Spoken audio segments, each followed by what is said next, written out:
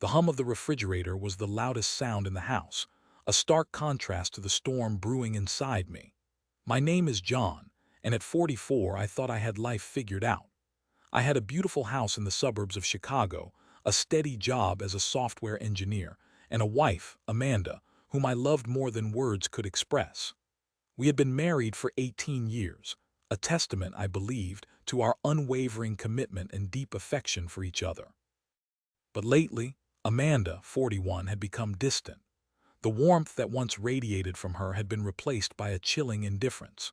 She worked as a real estate agent, a job that often required long hours, but her excuses felt increasingly hollow. Late nights at the office turned into weekends away, and the spark in her eyes, once reserved solely for me, seemed to have vanished altogether. It started subtly: a missed anniversary dinner, a forgotten birthday. Then came the more obvious signs. The hushed phone calls shed abruptly end when I entered the room, the secretive text messages shed quickly delete. I tried to brush it off, attributing it to stress or the pressures of her job. But a gnawing feeling of unease persisted, a dark cloud hovering over my once bright world. One Tuesday evening, Amanda told me she had a client meeting that would run late.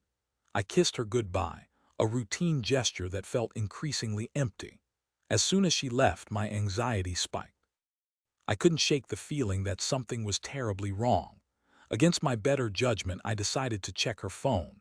I knew it was a violation of her privacy, but the suspicion had become unbearable. Her phone was unlocked, a rare occurrence.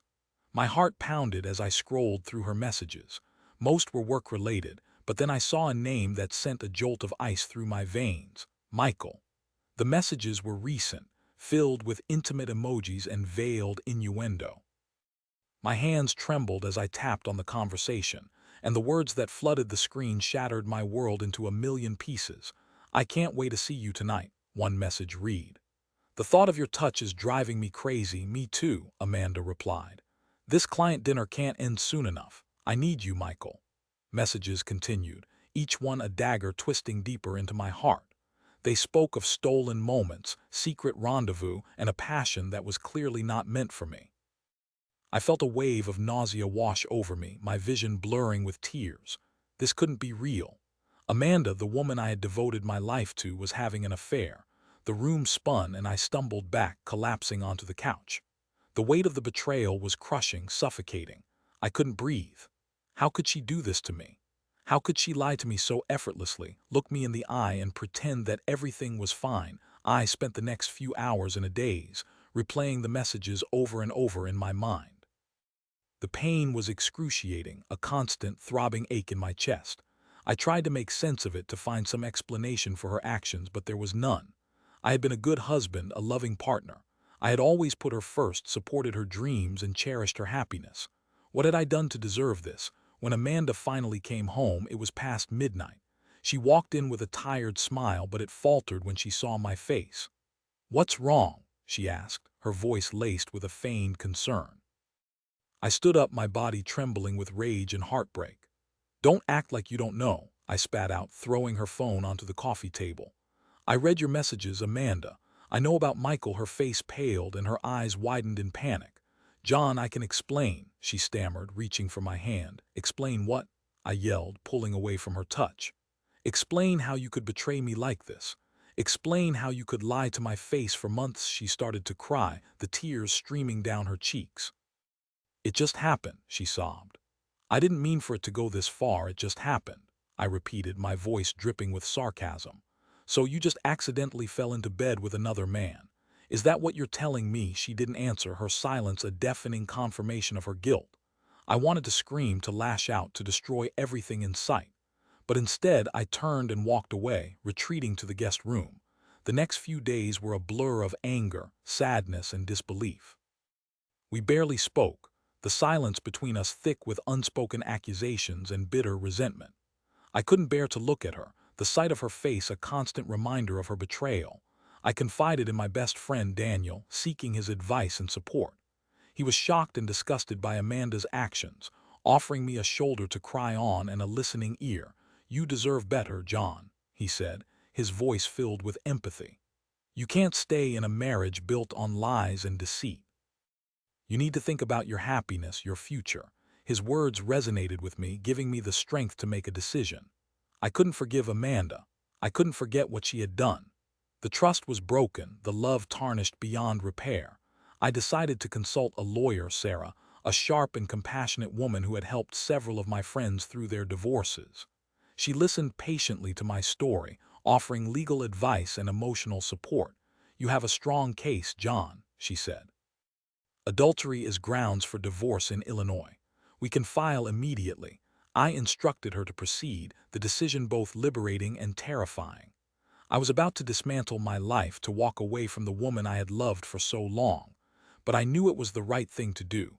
When I told Amanda my decision, she was surprisingly calm. She didn't argue, didn't beg for forgiveness. She simply nodded, her eyes devoid of emotion. "I understand," she said, her voice barely a whisper. "I've made a mess of things." In the weeks that followed, the divorce proceedings moved quickly. We divided our assets, sold the house, and went our separate ways. The pain was still there, but it was slowly starting to fade, replaced by a sense of resolve and determination. I learned that Michael was a colleague of Amanda's, a younger, more charismatic man who had swept her off her feet.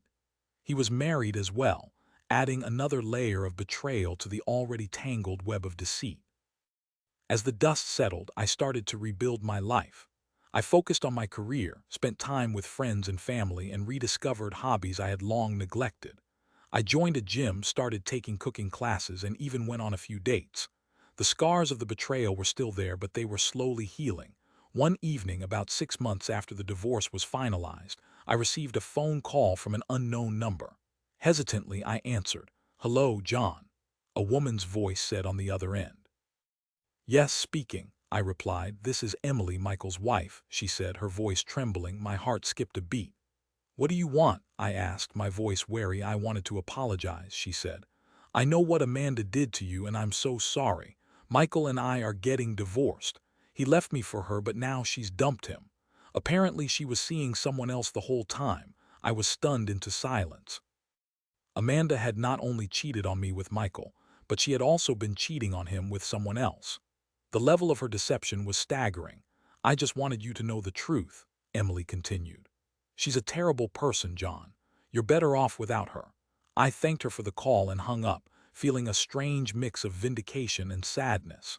Vindication that Amanda had been exposed for who she truly was, and sadness that I had wasted so many years of my life with her. In the end, I realized that Amanda's betrayal was not a reflection of me, but of her own character. I had been a good husband, a loving partner. I deserved better, and I was finally free to find it. I started dating again, cautiously optimistic about the future. I met a wonderful woman named Jessica, who was kind, compassionate, and honest. We connected on a deep level, sharing our hopes and dreams and supporting each other through life's challenges. With Jessica, I found the love and happiness that had eluded me for so long. I learned that betrayal can be a painful but ultimately transformative experience, leading you to a better, brighter future. Years later, I ran into Amanda at a grocery store. She looked older, worn down, and deeply unhappy. She tried to strike up a conversation, but I politely excused myself, walking away without a second glance. As I walked away, I realized that I had finally moved on. Amanda was no longer a part of my life, a distant memory of a painful past. I had found peace, happiness, and true love with Jessica, and that was all that mattered. My story is a testament to the resilience of the human spirit, the ability to overcome adversity and find happiness even after the most devastating betrayals. It's a reminder that you deserve to be loved and cherished, and that you should never settle for anything less. One day, Daniel invited me to a poker night at his house. I hadn't played in ages, but I was looking forward to catching up with the guys. As I walked in, I noticed a new face among the familiar ones. "John, this is Kevin. He just moved into the neighborhood," Daniel said, introducing us. Kevin was in his late 30s with a friendly smile and a firm handshake. We exchanged pleasantries and settled in for a night of cards and conversation. As the evening wore on, I noticed Kevin kept glancing at me, a strange look in his eyes. During a break, he approached me, his expression serious. "John, can I talk to you for a minute?" he asked. We stepped outside onto the porch, the cool night air a welcome contrast to the stuffy room. "I know this is going to sound strange," Kevin began, "but I have to tell you something about Amanda." My heart sank. After all these years, her name still had the power to unsettle me. "About her?" I asked, my voice barely a whisper. "I used to work with her," Kevin said, "at that real estate company. I know about the affair with Michael, but there's something else you need to know." He paused, taking a deep breath. "Amanda wasn't just having an affair with Michael. She was also sleeping with our boss, Robert, and me." I stared at him in disbelief, the words hitting me like a punch to the gut. "You're saying she was sleeping with all of you?" Kevin nodded, his face etched with guilt. "I'm so sorry, John. I know it doesn't make things any better, but I wanted you to know the truth. She was using all of us, manipulating us for her own gain." I felt a wave of nausea wash over me, the betrayal even more profound than I had imagined. Amanda had not just been unfaithful, she had been systematically deceiving me, playing me for a fool. "Why are you telling me this now?" I asked, my voice trembling. "I left the company a few years ago," Kevin said. "I couldn't stand the guilt anymore. I saw you tonight and I knew I had to tell you the truth. You deserve to know what kind of person she really is." I thanked him for his honesty and walked back inside, my mind reeling. The revelation was shocking, but it also brought a strange sense of closure. I finally understood the full extent of Amanda's deception, the depths of her depravity. I didn't confront her or seek revenge. I simply filed the information away, another painful chapter in my past. I knew that I had made the right decision to leave her, to build a new life free from her lies and manipulation. As I drove home that night, I thought about Jessica, her warmth and honesty a stark contrast to Amanda's coldness and deceit. I knew that I had found true love, a love built on trust, respect, and unwavering commitment. And in that moment, I realized that Amanda's betrayal, as painful as it had been, had ultimately led me to a better place, a happier life. I had emerged from the darkness stronger, wiser, and more grateful for the love that I had found. My name is John, and this is my story of betrayal, resilience, and the triumph of the human spirit. It's a story of heartbreak, but also of hope, a reminder that even in the darkest of times, love and happiness are always possible. The peace I had found with Jessica was profound, a stark contrast to the turmoil of my past. We built a life together, filled with laughter, shared dreams, and unwavering support. But the scars of Amanda's betrayal, though faded, were still there. One Saturday morning, Jessica suggested we visit a local art fair. I had always appreciated art, and the idea of spending a relaxing day browsing through various exhibits appealed to me. As we strolled through the fair, admiring the paintings and sculptures, I noticed a familiar face in the crowd. It was Amanda. She looked different, aged and worn, her eyes filled with a sadness that mirrored the emptiness I had once felt. She was alone, her shoulders slumped as she aimlessly wandered through the fair. I hesitated, unsure whether to approach her or simply walk away. Jessica noticed my discomfort and gently squeezed my hand. "What's wrong, John?" she asked. I pointed to Amanda, explaining our history, the betrayal, and the pain she had caused me. Jessica listened patiently, her eyes filled with compassion. "Do you want to talk to her?" she asked. I considered the question, weighing the pros and cons. On one hand, I had no desire to revisit the past, to rehash old wounds. On the other hand, perhaps a conversation would bring a sense of closure, a final resolution to the lingering pain. Taking a deep breath, I nodded. "Yes," I said. "I think I do." We approached Amanda, who looked up in surprise when she saw me. Her eyes widened and a flicker of recognition crossed her face.